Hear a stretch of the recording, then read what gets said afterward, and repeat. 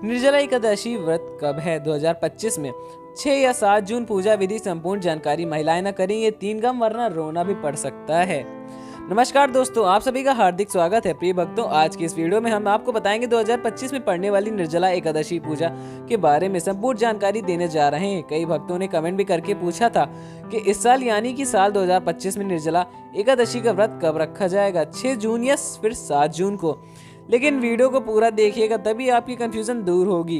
तो भक्तों, आज की वीडियो में हम जानेंगे निर्जला एकादशी के सभी शुभ मुहूर्त, पारण का समय, पूजा विधि और नियमों के बारे में। और आपके मन में जो भी प्रश्न उठ रहे हैं कि इस व्रत में पानी कब और कैसे पीना चाहिए, निर्जल नहीं रह सकती तो व्रत कैसे करें, दान किन चीजों का करना चाहिए, एकादशी या द्वादशी किस दिन दान करना श्रेष्ठ होगा, और दान में के लिए जितनी भी चीजें हम बता रहे हैं, अगर आप सब चीजों का दान करने में समर्थ नहीं है तो क्या हमें व्रत का फल प्राप्त नहीं होगा। प्रिय भक्तों, अगला जो प्रश्न है, कलश का दान कैसे करें, पानी भर के जो कलश का दान किया जाता है उसकी विधि क्या है, और क्या कुंवारी लड़कियां भी व्रत कर सकती हैं। यह एक ऐसी वीडियो है जिसमें सारी बातें आप जानेंगे, कहीं कोई और वीडियो देखने की जरूरत ही बिल्कुल नहीं पड़ेगी।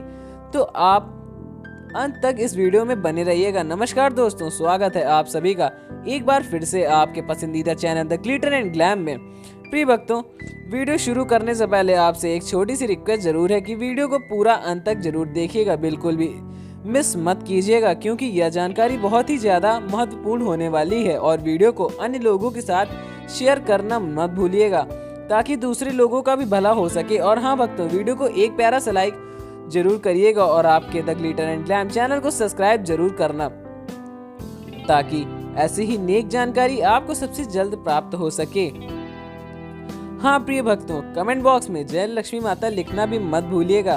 दोस्तों देखिए, कुछ बात ऐसी है कि हमारा काम तो है सलाह देने का, हम तो केवल सलाह ही दे सकते हैं। अब आप इसको मानो या ना मानो, ये आपकी मर्जी होती है। लेकिन भक्तों, एक बात जरूर कहेंगे कि अगर मान लोगे तो आपका बेड़ा पार हो जाएगा। इस वीडियो को अंत तक देखने के बाद आपको किसी भी प्रकार की परेशानी का सामना भी नहीं करना पड़ सकता है।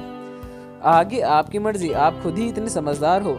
तो चलिए प्रिय भक्तों, इस वीडियो में हम ज्यादा बकवास ना करते हुए वीडियो को शुरू करते हैं। भक्तों, मनुष्य योनि बड़ी ही दुर्लभ होती है। 84 लाख योनियों के बाद मनुष्य जन्म मिलता है।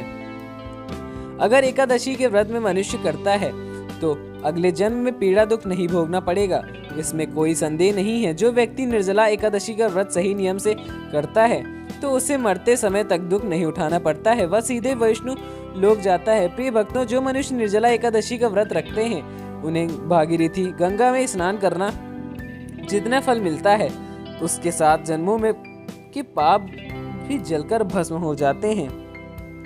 जो मनुष्य एकादशी में उपवास के साथ साथ यज्ञ हवन कराता है तो उसके चारों तरफ वाचिक, मानसिक, शारीरिक कष्ट दूर हो जाते हैं। भक्तों, निर्जला एकादशी का व्रत करने से मनुष्य स्वास्थ्य निरोगी रहता है और उसे सुंदर कंचन जैसा शरीर मिलता है। उसमें आत्मविश्वास जागृत होता है, उसका मनोबल बढ़ता है, दशों दिशाओं में उसकी कृति फैलती है। जो उस दिन भगवान विष्णु और माता लक्ष्मी को भोग के साथ तुलसी दल अर्पित करता है तो उसे मरने के बाद इंद्रलोक में अक्षय सुख मिलता है तथा उसे संतान सुख की प्राप्ति भी होती है।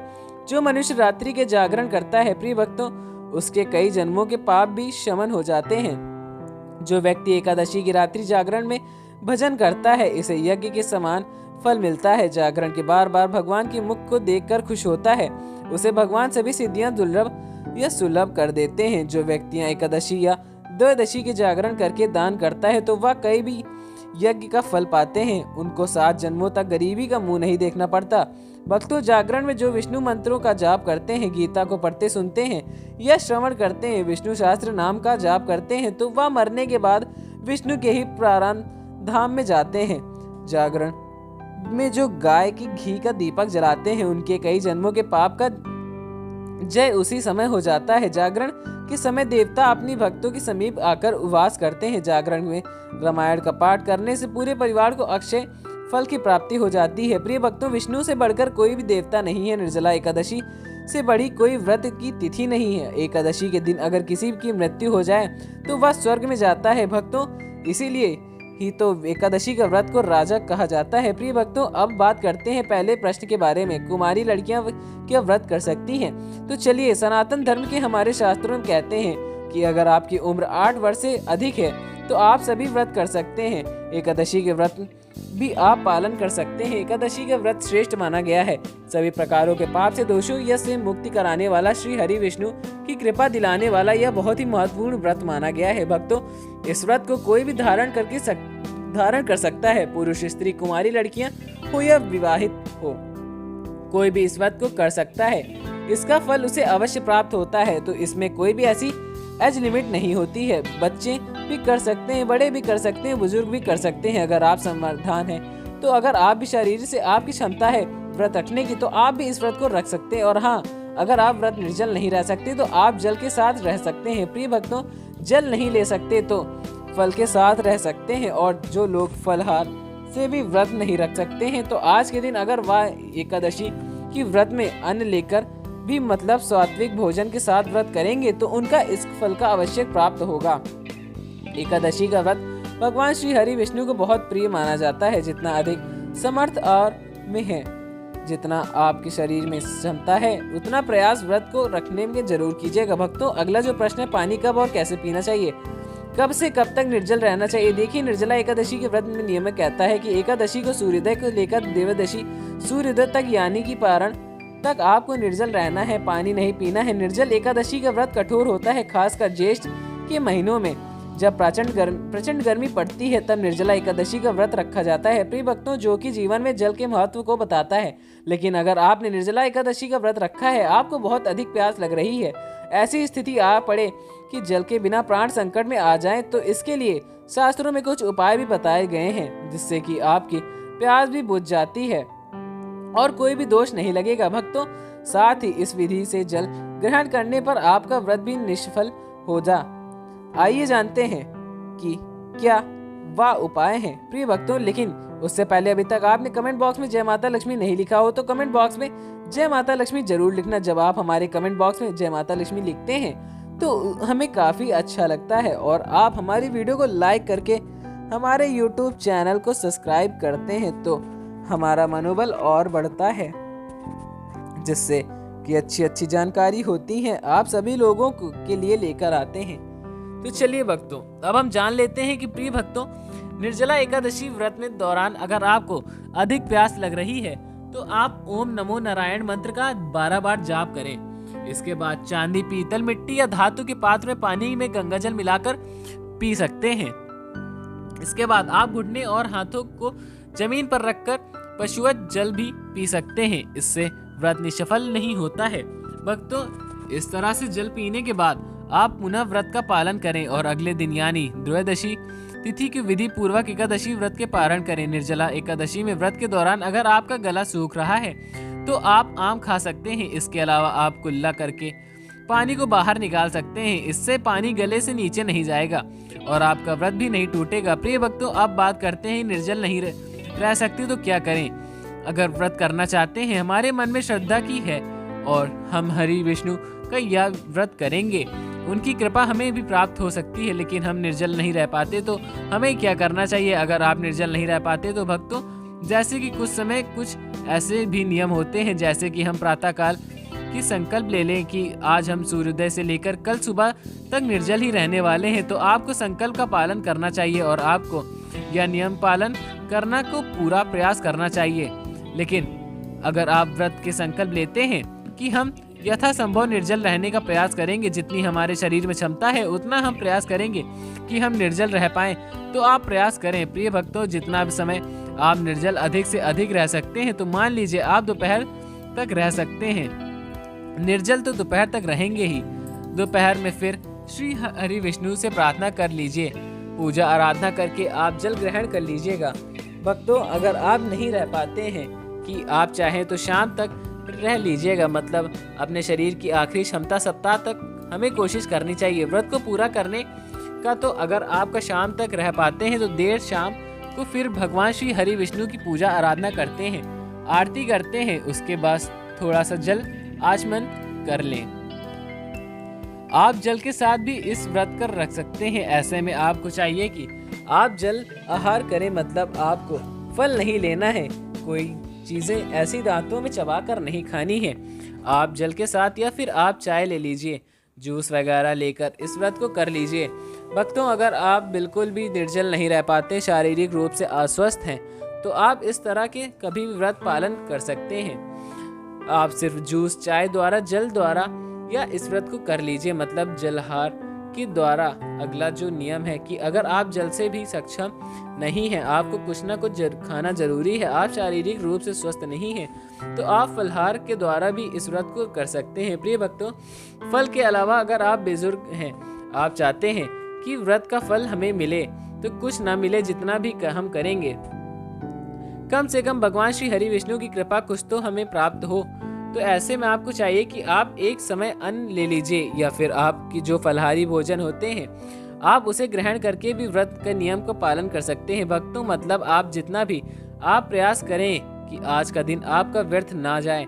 निर्जला एकादशी है, साल की सबसे बड़ी एकादशी है, तो आप अधिक से अधिक अपनी शारीरिक क्षमता को अनुसार भगवान श्री हरि विष्णु की कृपा में प्राप्त कर सकते हैं। आप व्रत के जो भोजन होते हैं, फलहारी भोजन होते हैं, आप उसे लेकर भी व्रत कर सकते हैं। प्रिय भक्तों, सेंधा नमक ले सकते हैं, और आप जैसे कि व्रत में फूड जो होते हैं, कुत्तू का आटा, सिंघाड़े का आटा, मैं तो आपको कहूंगा कि आप अन्न ले लीजिए, सात्विक भोजन लीजिएगा।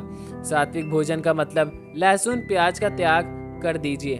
भक्तों, इससे भी आप एकादशी का पूर्ण फल प्राप्त होगा। व्रत की कथा सुनिए और आज भगवान की पूजा आराधना कीजिए, उनके मंत्रों का जाप कीजिए। अधिक से अधिक समय भगवान श्री हरि विष्णु के चरणों में आप व्यतीत कीजिए। तो आप अगर अन्न लेकर भी इस व्रत को सात्विक विधि से पालन करते हैं, तो आपको भगवान श्री हरि विष्णु की कृपा जरूर मिलेगी। प्रिय भक्तों, वैसे निर्जला एकादशी का नियम है कि हमें पूरी तरह से निर्जल रहकर भी व्रत करना चाहिए। तो अगर आप स्वस्थ हैं, शारीरिक रूप से सक्षम हैं कि आपने निर्जल रह पाएंगे, तो कोशिश करें कि एकादशी सूर्योदय से लेकर एकादशी द्वादशी सूर्योदय तक निर्जल रहें, तभी इस व्रत का संपूर्ण फल आपको प्राप्त होगा। बाकी जो नियम है भक्तों, जैसे जल आहार, फलहार या फिर अन्न आहार ले लें, तो इसमें यह हो जाएगा कि आपको एकादशी का कुछ फल तो अवश्य प्राप्त होगा। श्री हरि विष्णु की कृपा तो मिलेगी ही, क्योंकि आपने अपने शरीर की क्षमता के अनुसार प्रयास किया है।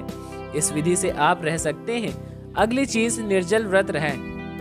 हमें संकल्प लिया है कि निर्जल का, लेकिन क्या हम चाय और दूध पी सकते हैं या फिर जूस ले सकते हैं? प्रिय भक्तों, नहीं। अगर आपने निर्जल व्रत का संकल्प ले लिया है, मतलब जल नहीं पी रहे हैं, तो यह कोई विकल्प नहीं होता है कि जल नहीं लेंगे लेकिन हम चाय पी लेंगे, दूध ले लेंगे, जूस ले लेंगे और हमारा व्रत फिर भी निर्जल कहा जाएगा।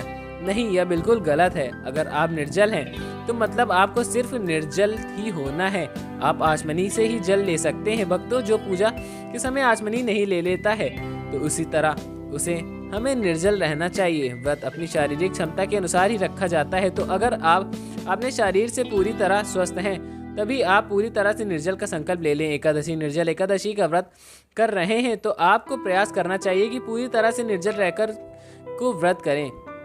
प्रिय भक्तों, मतलब एकादशी के द्वादशी तक निर्जल ही रहना है।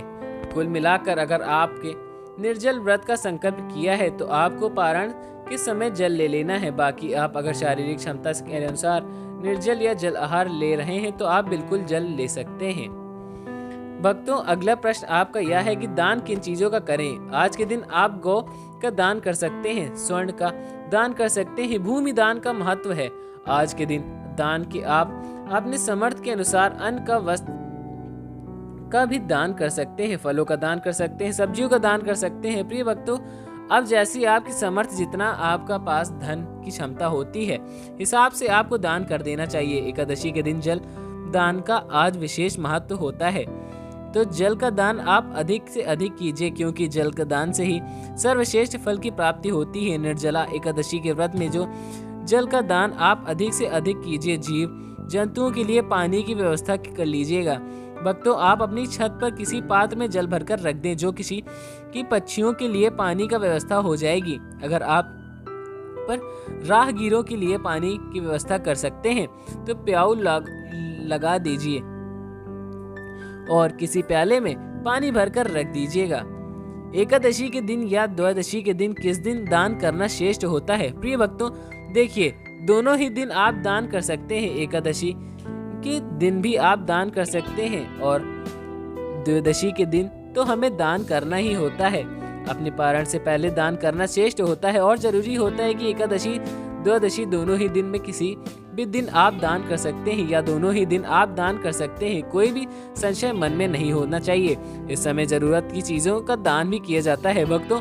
जैसे कि गर्मी का मौसम है तो छाता दान करें, पंखा दान करें, जूता दान करें और सीजनल फ्रूट्स भी दान कर सकते हैं। खरबूज, तरबूज इत्यादि दान करें तो बहुत श्रेष्ठ दान है यह और इनमें बहुत अधिक खर्चा नहीं होता है। और हाँ, जितनी चीजों का आप दान कर सकते हैं उतनी ही चीजों का दान करें, क्योंकि ऐसा भार नहीं है प्रिय भक्तों।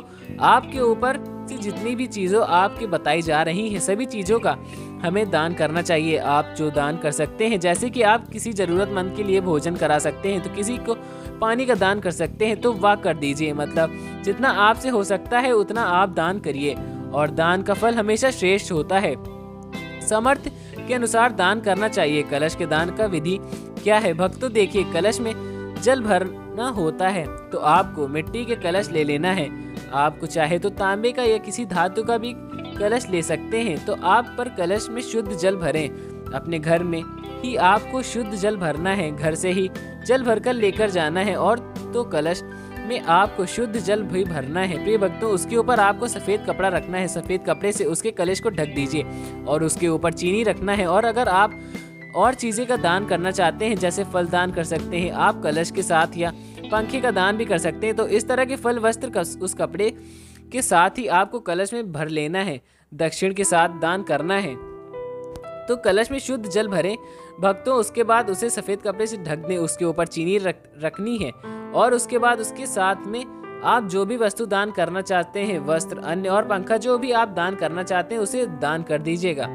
इसके साथ ही आपको ले जाकर किसी ब्राह्मण को दान करना है या फिर आपको किसी मंदिर में भी दान कर सकते हैं। तो कलश दान करने का यही विधि होती है प्रिय भक्तों। कलश में आपको शुद्ध जल को भरना है, वह अपने घर से ही भरकर लेकर जाना है। ऐसा नहीं कि आप खाली कलश लेकर जाएं और पंडित जी के घर पर आप कलश भरें और वहीं से उनको दान कर दें। नहीं, ऐसा हमें नहीं करना है।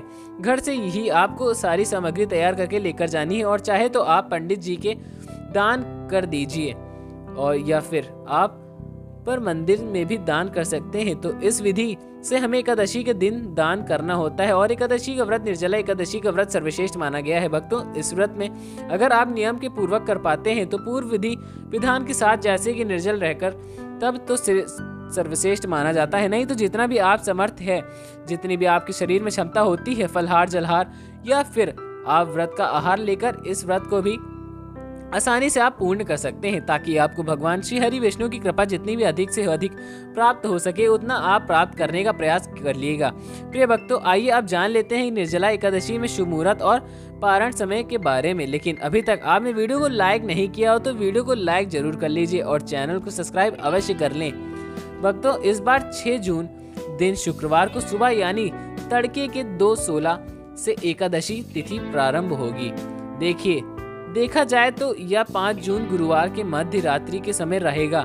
एकादशी तिथि समापन होगा 7 जून शनिवार को सुबह 4:47 में पर, यानी 6 जून शुक्रवार को पूरा दिन ही एकादशी तिथि रहेगी। और इस तरह के अगर देखा जाए तो 5 जून गुरुवार को दशमी तिथि के नियमों का पालन किया जाएगा। और इस बार हिंदू पंचांग के अनुसार 6 जून शुक्रवार को एकादशी प्रिय भक्तों जो कि समर्थ है एकादशी रहेगी, जिसमें सभी गृहस्थ जन उपवासों कर रख सकते हैं। और दूजी एकादशी यानी 7 जून शनिवार को वैष्णव निर्जला एकादशी का व्रत भी रहेगा। जब कभी भी एकादशी तिथि 2 दिन होती है तो ऐसे में इस बात का भी ध्यान रखना चाहिए कि उपवास 24 घंटे से अधिक का न हो, और 24 घंटे से अधिक का उपवास होता है तो सभी लोगों का दूजा एकादशी यानी वैष्णव एकादशी का उपवास रखने से की सलाह दी जाती है। भक्तों, 6 जून शुक्रवार को ब्रह्म मुहूर्त सुबह 4:08 में से 4:56 तक रहेगा। इस दिन सूर्योदय सुबह 5:44 पर हो जाएगा। सूर्यास्त शाम 7:06 पर प्रातः काल पूजा मुहूर्त सुबह 4:02 से 5:23 तक रहेगा। शाम की पूजा का मुहूर्त शाम 7 से 17 से 8 से 18 तक रहेगा।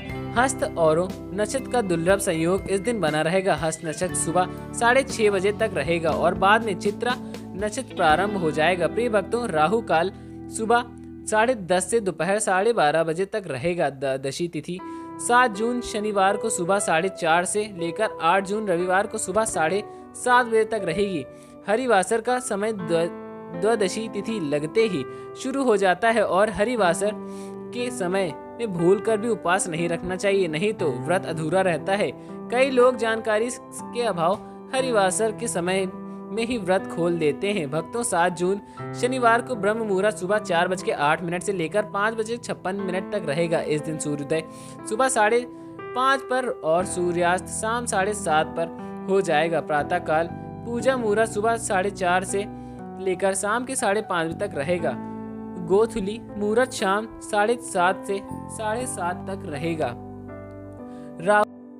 राहु काल सुबह 9 बजे से 10:30 बजे तक रहेगा। हरिवासर का समय 6 जून शुक्रवार सुबह 11:30 तक समाप्त हो जाएगा। प्रिय भक्तों, अब जो लोग भी 6 जून शुक्रवार को निर्जला एकादशी का उपवास रखेंगे, उन्हें 7 जून शनिवार को दोपहर 1:44 और 4:30 के बीच में अपना व्रत खोलना होगा। और जो लोग 7 जून शनिवार को निर्जला एकादशी का व्रत रहेंगे, उन्हें 8 जून रविवार को सुबह 5:30 से लेकर 17:30 के बीच में व्रत खोल देना होगा। भक्तों, ध्यान रखिएगा, 17:30 एकदशी तिथि समाप्त हो जाएगी। जब भी एकदशी तिथि को 2 दिन पड़ती हैं, तब दूसरे दिन वाली एकादशी का महत्व अधिक हो जाता है। ऐसे में सलाह यही दी जाती है कि आप सभी को भी दूजी एकादशी का व्रत करना चाहिए। दशमी तिथि के नियमों का पालन आप एकादशी व्रत से ठीक 1 दिन पहले करें।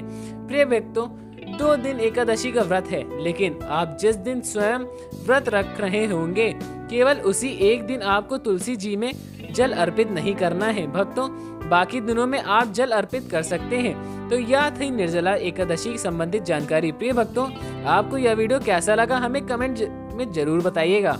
अगर आप माता लक्ष्मी के सच्चे भक्त हैं, आप माता लक्ष्मी का प्रेम, प्यार, आशीर्वाद पाना चाहते हैं और चाहते हैं कि माता लक्ष्मी का आपके घर में वास हो, आप माता लक्ष्मी को प्रसन्न करना चाहते हैं, तो जल्दी से इस वीडियो को लाइक करके और आपके अपने YouTube channel the glitter and glam को सब्सक्राइब जरूर कर लें और कमेंट बॉक्स में जय लक्ष्मी माता लिखना मत भूलें। दोस्तों, यह तमाम जानकारी जन रुचि को ध्यान में रखकर दी जा रही है। ज्योतिष और धर्म के उपाय और सलाहों को अपनी आस्था और विश्वास पर आजमाएं। वीडियो का उद्देश्य मात्र आपको बेहतर सलाह देने को है। इस संदर्भ में हम किसी भी प्रकार का कोई दावा नहीं करते हैं। तो दोस्तों, वीडियो अच्छी लगी हो तो लाइक करके सब्सक्राइब जरूर कर लीजिएगा। जय श्री राम, जय बजरंगबली। धन्यवाद।